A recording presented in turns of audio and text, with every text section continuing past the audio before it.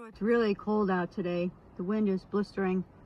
It's probably 40 degrees, but with the wind chill factor, it's got to be like 15. So I'm sitting in the car by the bridge property, by the river, and it looks like FEMA came by and did some cleanup. So very happy about that. And along the side of the road, picked up a lot of the trees and debris. So that was a very, very good thing to notice and come by.